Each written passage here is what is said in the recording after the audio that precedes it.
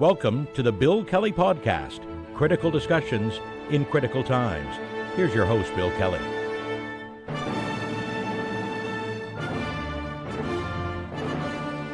Hey, welcome to another edition of the Bill Kelly Podcast, critical discussions in these critical times. I'm your host, Bill Kelly. It's good to have you with us today. Well, the Canadian Parliament, of course, has risen for their Christmas break. They're gone until about the third week of January, I guess it is. But there are no shortage of stories about parliamentary procedure and what's gone on in the last couple of days. And we want to try to clear the air on some of this because there's a lot of speculation and I think some incorrect assumptions being made and, quite frankly, some misleading statements being made by some of the political leaders about this. So let me state, first of all, right from the get-go here, okay? When one politician crosses the floor and leaves his party and joins the other party, it's not against the rules. It's well within the rules, okay?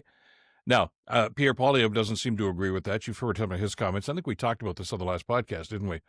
That he has accused Prime Minister Carney of trying to get his majority, manipulate his way through backroom deals to get a majority in the House of Commons, which, by the way, might actually happen. They're only one seat away, and we were told that there could actually be more defections in January, more conservatives crossing the floor. But it's the verbiage, I guess, and the innuendo that comes out of some of the stuff that I think bothers me and a lot of Canadians. And I just want to talk a little bit about that for the next couple of minutes, okay? First of all, Poilievre, of course, said in his interview with Rosie Barton on CBC, my message to Mark Carney is that if you want a costly majority government, then you need to go to the Canadian people and have them vote for it and not do it by dirty backroom deals. Well, let me address that aspect of it first. If Mr. Poilievre has any proof about backroom deals being dirty, in other words, if there's was there money exchange, were there promises made, by all means, bring it forward. You know, if there was some wrongdoing here, then let's talk about that and let's deal with that. But I don't see any evidence, anything like that. And Poilievre is just basically ranting and raving that he's lost a couple of members of his caucus. And I can understand that. Partisan politics, let's say, it reigns supreme in Ottawa, as it does in just about every other house of government, I suppose. So I get that part of it, okay? But by making false accusations about this being a dirty deal is really just muddying the water. The fact is this does happen. Not all the time, but it does happen. And we'll talk about some of those examples in just a couple of seconds. But it's an issue that, well, some of the people that I've been listening to and that I've responded to over the last couple of days because of some of our past podcasts are indicating that, well, it's the media that's keeping this story alive. Well, to a certain extent, yeah, I can see some legitimacy to that. And I referenced the end-of-year interviews that Rosemary Barton has given. She talked to Poilievre, talked to Mark Carney, too. And we've only seen snippets of that so far. I'm going to talk about that in greater detail in a future podcast. But I know in one section, Rosemary Barton did ask Prime Minister Carney whether he would be comfortable gaining majority as a result of floor crossing. And I was intrigued by the Prime Minister's answer to that. He says, I am comfortable commanding the confidence of the House of Commons. And there's something to be said for that. First of all, it's a very great answer. I think it's not just diplomatic. I think it's really, focusing on exactly what he's trying to do is govern.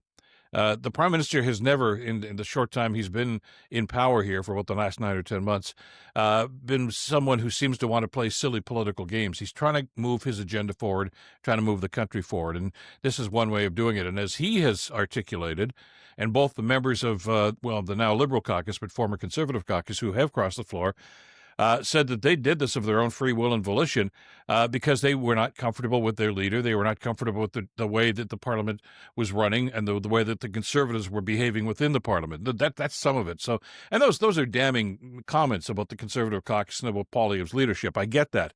So, of course, they're going to try to lash out at that. But there's another element to this, too, that I think is very important. And I don't want to get too deep into the woods here about parliamentary procedure, okay? But I think every now and then we need to be reminded of this because these wild accusations about this is a dirty deal and, how can they do the backroom deals? Well, 2 points about that. First of all, deals are what make Parliament work or government work at all. I mean, whether it's the House of Commons in Canada or in the UK, whether it's the Congress or the Senate in the United States, there are always deals, handshakes. Okay, support this and we can support what you want to do later on down the road, whatever the case might be. But our parliamentary system is set up in such a manner, and this should be pretty fresh in all of our minds because we just had a federal election just earlier this year. We don't vote for the Prime Minister in this country. You did not vote for Mark Carney or Pierre Poilievre or whoever it might have been. You vote for your local MP, okay? That's all you have a vote for. And it does not say on the ballot, I'm going to vote for the Liberals and I want a majority government. You don't do that. You just vote. That's all there is to it. Then parliamentary rules suggest that, well, the people that are elected, the members of parliament that are elected by you and me, they're the ones who decide who's going to form the government. And oftentimes, the job is made easy for them if it's a majority government. Well, that party in this case, the Conservatives or the Liberals or the NDP, whoever has the most seats obviously has the majority of seats, and they're going to win most of the votes. So the Governor General will ask that leader of that party, could you form a government? Well, the answer is going to be yes in situations like that. Minority parliament, still, for instance, to go back to the last election, Prime Minister Carney and the Liberals, of course, had the most seats, not enough for a majority, but the Governor General, can you form a government? The answer, of course, is yes. And they're looking for support for that to happen. And that's what goes on in parliamentary procedure. So for Mr. Poilievre to say that the Liberals, that the Canadian people did not support a Liberal majority government, I didn't know when I voted in the last election who was going to win or whether it was going to be a minority or majority, and you didn't, and nobody did. Mr. Poilievre didn't. Mark Carney didn't know. They have to count the votes, and then parliamentary procedure is what basically guides and determines what's going to happen. And we saw what happened. Of course, the Liberals formed the minority government, etc. Now, since that happened, of course, we've heard that there's an awful lot of people within the Conservative caucus that have become disgruntled with Pierre Poilievre's leadership. I think Mr. D'Entremont actually made some comments about, he felt like it was a frat house as opposed to a political party, just that the leader had no control over that, and they were acting like, petulant kids in the House of Commons as opposed to trying to show some leadership. Those are some of the comments we've heard. So they were inclined to simply say, let's see what is on the other side. But Carney's comment about, his job is to govern. And look at what has happened since he has taken over as prime minister, because I think that's very insightful in this whole discussion. And I'm going to go back to his relationship with the premiers. Premiers across the provinces here are representative of all different parties. Of course, you've got obviously what's going on with in Quebec. Okay, but at the same time, you've got Conservative premiers, you've got NDP premiers, and you've got a coalition of people that have different political ideologies, and Liberal premiers, of course, too, in the Maritimes. But they've all come together, and they all seem to be on the same page, and that doesn't happen very often. Past prime ministers, at least those who have tried to establish a relationship with the premiers, and not all of them have done that. I don't think Stephen Harper had any meetings. They might have had one in all the 10 years that he was the prime minister. He might have had one meeting with all the premiers together. Prime Minister Carney does this on a pretty regular basis. But it's about building consensus on issues, not agreeing on everything, but consensus. And that's showing leadership, and that's showing that, okay, we can agree to disagree on that, but this is the general direction that we want to go, and this is the way I think we can do this. And it's working so far with the Canadian parliamentary system, not so much, but it's certainly with the premiers to move the agenda forward. Problematic, I think, and I've talked about this on previous podcasts, one of the reasons it's not working quite so well in Parliament is because the opposition party, in particular the Conservatives, have simply decided that they want to be obstinate. They simply want to block everything. It's purely partisan politics, ideological politics, and that's it. Block everything. It's got to be frustrating, I guess, for everybody in Parliament. And it certainly was frustrating for those MPs, especially the two who crossed the floor and said, "Enough of this crap. Let's join the team that's actually looking to try to get Canada in a better position." So that was their position on that, and Carney has shown that sort of leadership. So I can see why MPs on the other side might be attracted to say, hey, maybe I want to be on that team because they seem to know what they're doing. They got their act together and they got a plan. And maybe I can be part of that. Maybe I can help that, just like the premiers are doing that. I mean, who knew that Mark Carney and Doug Ford were going to have such a strong relationship, or that Carney would be able to make a deal with Danielle Smith or have a relationship with Scott Moe in Saskatchewan. It's happening though, and it's happening because there's I think an element of leadership that's attractive to politicians because they want to see somebody who can take the reins and simply say, I'm in charge, we can get this done. And clearly those backbench MPs saw that happening. But again, as I say, this is not unique. Floor crossings have occurred before. And as a matter of fact, Mr. Poilievre should be well aware of this. When he was first elected, and he was just a backbencher, of course, from Carleton. Stephen Harper formed the government. Four members of the Liberal Party at various times crossed the floor and became members of the Conservative Party. David Emerson, back in 2006, when Poilievre got elected and Stephen Harper became the Prime Minister, David Emerson was a cabinet minister in the Paul Martin government. He won his seat back, but of course the Martin government was defeated and Harper became the Prime Minister. Within days, Mr. Emerson crossed the floor and became a member of Stephen Harper's cabinet. Now, there was an enticement offer there because he was offered a cabinet position. Wajid Khan, another guy from the GTA, sat as a Liberal for quite some time and crossed the floor and became a member of the Conservative caucus. Joe Camuzzi, Leona Alisev, of course, other examples of that, all people that crossed the floor. And I don't recall, and I've tried to go through some of the paperwork and the records that were kept, I don't recall Pierre Poilievre at any time speaking out and saying, no, that we shouldn't allow that. There should be no floor crossings. If you're the team that's receiving the people that are crossing the floor, then you're ecstatic. I mean, you're popping champagne corks and say, this is great. See, these guys don't have their act together. We're the guys that are making the decisions here. And that was the tone of the conversation when those Liberals crossed the floor and became members of the Conservative caucus. Poilievre must remember that well because he was part of that. And if we want to follow Mr. Poilievre's example here, that, well, it was right then, but it's wrong now, there's a certain sense of hypocrisy to that, of course. And the discussion that he's raising in some of these points that, well, if you want a majority government, go back to the people, or if you want to cross the floor, you should resign and have a by-election in your riding. That's not happening because the rules allow for this to happen. In fact, there was an NDP motion some years ago to suggest that very thing, that if somebody was going to cross the floor and join a government party or another party, they had to resign and there had to be a by-election. And that was actually voted on in the House of Commons. And one part of the record that I was able to ascertain, Pierre Poilievre voted against that. He did not want that happening at the time. So for him to suggest that now that should be the way to go, again, hypocrisy, which is something I guess we're kind of used to from Mr. Poilievre from time to time. Look, sometimes the rules are a little hard to swallow, okay? But they are the rules, and there are things that can be done that we may not necessarily like, we may not find palatable, but they are within the rules. And whether you're talking about, football, hockey, or politics, there are going to be some examples where that people are going to push the envelope. I can recall, for instance, in 2008, this is just around the time Stephen Harper was Prime Minister, of course, during his first term, and it was a minority government, and there was going to be a vote of non-confidence. And they were a minority situation, so there was a concern that the government could fall. Well, here's what happened. And you talk about, deals that are made behind closed doors. The three main opposition leaders at that time, Stéphane Dion was the leader of the Liberal Party by then, Jack Layton, of course, with the NDP, and Gilles Duceppe was the leader of the Bloc. These guys got together and actually signed a coalition agreement.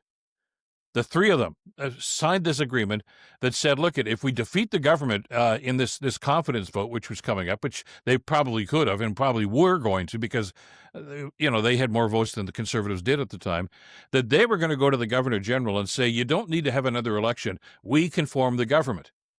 And that's within the rules. And now Stephen Harper jumped up and down and said, no, that's illegal. That's unconstitutional. No, it wasn't. It's not something that he wanted to see, certainly, because it would have been the political demise of he and the Conservative Party, but it was within the rules. You may not like the rules, but it's somebody dug that one up and said, hey, we can do this. And again, it's all about parliamentary procedure. And by the way, for the record, I stated this at the time, I wasn't crazy about the idea, too, because not that I was a big fan of Stephen Harper as a prime minister, but when I looked at Stéphane Dion or Jack Layton and Gilles Duceppe, I wasn't impressed with any three of those, any one of those three, actually. I think the plan was, if I recall now, that of the three, they were going to form this triumvirate, of course, this trio here. I guess Dion would have ended up being the prime minister with the support of Duceppe and Jack Layton. It never came to pass because Stephen Harper prorogued Parliament before the vote was even taken. So there was no confidence vote. And then he went to the Governor General, Michel Jean at the time, and asked Parliament to be dissolved and had an election. So he basically did an end run around the non-confidence vote, got another election, and these guys never got to form their coalition. And again, they're the ones who cried foul and said, hey, the Prime Minister can't do that. Well, yeah, he could, and he did, again, within the rules. So, an awful lot of the time when people are making these wild accusations and saying, that's illegal. Hey, that's a foul. They're talking through their hat. Most of them understand parliamentary procedure. At least you'd think the leaders do anyway. And these are some of the tricks that go on in parliamentary procedure. And sometimes, as we say, they're not comfortable. And I can understand in this particular case why Poilievre and the Conservatives are not comfortable with the way things are going, because they basically got, the rug pulled out from under them because of these floor crossings. And they're right. There could well be a majority government by the time these guys go back to work in January. I mean, even conservative insiders are telling us that, even though there's a break right now, that when they go back to work in the third week of January, I guess it is, they think that at least two, maybe more conservatives are going to cross the floor then, which would give the Liberals their majority. And it's not illegal. It's not unconstitutional. It's well within the rules. As a matter of fact, Stephen Harper, that we were just referring to, defended it when those four Liberals crossed the floor and became part of his government.